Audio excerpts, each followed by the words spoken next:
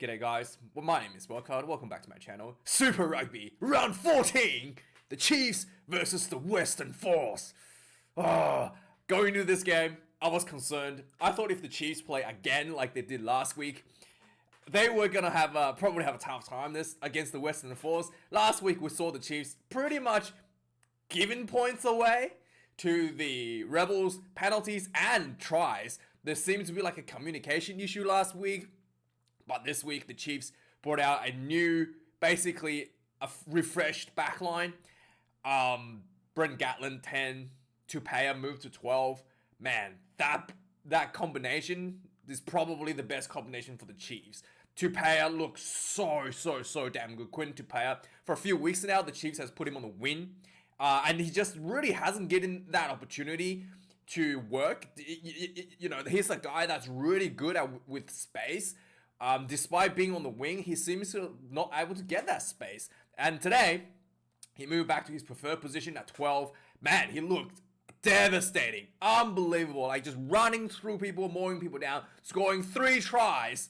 Yeah, I thought he was going to score a 4th one. And it was just unbelievable. He was just absolute machine. Absolute machine, Quinn Tupea. We all remember that.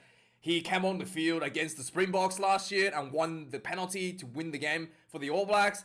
Man, he is really something. He can really be developed into a proper 12 for the All Blacks. And yeah, and this game, having him at 12, having Brent Gatlin back at number 10, unlike Ioane last week, Brent Gatlin did not just throw away 2 tries. So this was really good. Much better improvement. Like the execution was so much more clinical by the Chiefs.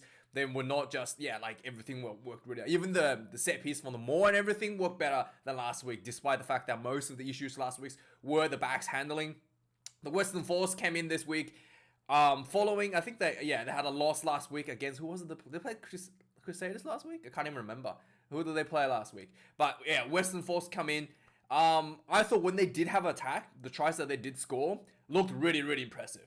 There was some really nice linking, offloading for one of the tries, and some really quick balls, hard running for the second try, but they just lacked that consistency, lacked that polished execution for the entire 80 minutes, and eventually, they were just not able to hold out the Chiefs, and the execution really hurt them, really did hurt them, and in the end, the overall stats, let's go through them. 8 tries to the Chiefs, 3 to the Western Force. Chiefs had thrown everything out of the bag. They had set piece tries from the scrum, or base of the scrum. They had Lionel more tries, just textbook solid more tries. Takiyaho getting off the bench, 2 tries. What a great day. Just, half day work and 2 meat pies. Can't really get too upset about that. And then the Chiefs had just open field running. Quinn Tupea, Brent Gatlin showing their magic. It was quite spectacular to watch. Run meters 716 for the Chiefs, 548 for the Western Force. Turnovers considered even for both teams, 15 apiece. The tackle count, the Chiefs actually had to make more tackles, 180 tackles to the Western Force, 130. But the missed tackle count percentage is a little bit higher for the Western Force, 24 missed tackles for the Western Force, only 17 for the Chiefs. So the Chiefs has much better tackle defense. Kicks in play, 17 for the Chiefs, 15 against the did I say Rebels? For the Western Force. So pretty even overall, the kicking game. Conversion, Brent Gatlin, he only missed 1, so much better, really good kicking. I saw we kind of expect from him. I thought his kicking was a little bit off a while ago from memory, but it's good to see that he's good at the top end once again. The lineouts, 3 lineouts lost for the Western Force, only 1 against the Chiefs. And then there was 1 scrum loss against the Western Force. The Chiefs did have a little bit better scrum. The Western Force seems to go down a bit, giving them away quite a few penalties from the scrummaging there. Penalties, 11 penalties against the Chiefs, 12 against the Western Force. So pretty not too bad overall in terms of discipline for both teams. And in the end, it's just the polish and execution for the Chiefs that really get them over the line. With the very exciting play from Quinn Tupea. And so let's go through the game. So the first 10 minutes, the game was pretty even, back and forward. Took 10 minutes before Quinn Tupea, the man that we just talked about, goes in for the first try. They're basically, so there was a scrum. There was a scrum for the Chiefs. Ball comes out, just spreads it out wide. Quinton Tupaya was outside center position here, I think.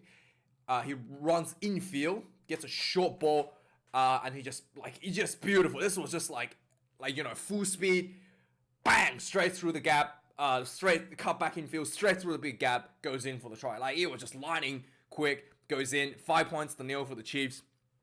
24 minutes in, the Chiefs gets a second try on the board.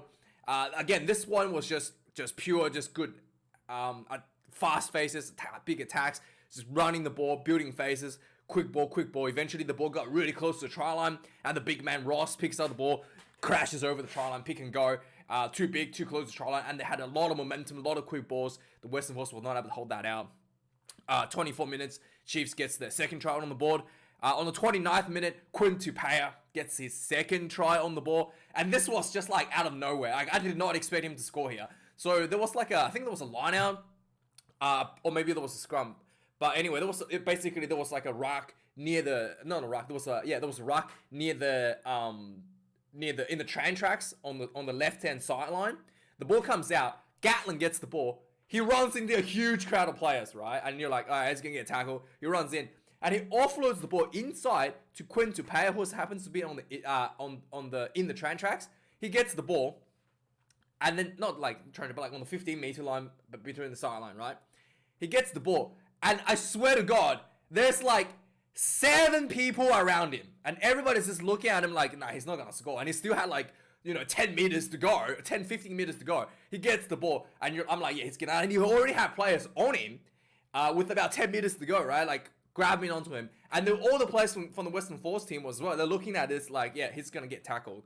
And Tupaya just kept running, and then for some reason he wasn't like the speed that he was running with 2 players like trying to pull him down was so quick. The other players didn't even react fast enough to stop him from getting over the try line. This is how like impressive this was. I did not think he was gonna get through the try. It's like, all right, he's gonna get tackled. It looked like he's about to go down, and he just like pumped the legs really hard, like 4 or 5 steps, bang, over the try line. You're like, what? It was insane. It was actually quite insane. I've written here in my notes, literally had 1 million players on him. Somehow he scores a try. So yeah, he goes in for the try. And then immediately after this try was scored, I think the Western Force, feeling like that was a soft try, gets a counter attack. 2 minutes later, like basically from the kickoff to get the ball back. They were just attacking inside the Chiefs half. They got the ball. I think there was a penalty advantage just inside the Chiefs 22. The Western Force gets the ball out. The number 10, I think it was, what's his name? I think they changed the 10. Yeah, McIntyre. Crossfield kick, the ball. Pulo catches the ball on the flight, goes in for a try. This was absolutely beautifully executed for the Western Force. Immediately strikes back, something that they needed. And that's the way they ended before halftime. Western Force 1 try and Chiefs 3. Second half starts once again. Tupaya opens the account for the Chiefs 5 minutes into the second half. And this is again Gatlin Tupaya combo showing off again. So Gatlin has a nice run. He gets like tackled, offloads to Tupaya on the sideline. He gets the ball, just runs in. Again, the tackle on Tupaya. There was a person there to make tackle on Tupaya, it looks like, but yeah, just had no chance. He just ran straight through him. First try in the second half, Tupaya goes in. 3 minutes later from this try, 48th minute, the Chiefs gets their second try. This was a scrum inside their own half, like just inside their own half on the 50-meter line. They basically, ball goes to Gatlin. Gatlin just carves up the center field, just ran straight through center field. He got like inside the Western Force 22. He links up with Quinton Tupaya again. I was like, oh my God, Quinton Tupaya's going to score a 4th try here.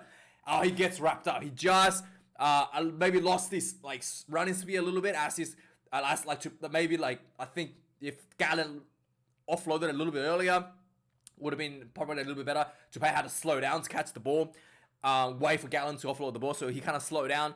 He got tackled, but the ball was doesn't really matter. Ball comes down quick to what's his name? I want to get his name. Kulusai. What is his name? I want to see the name correctly.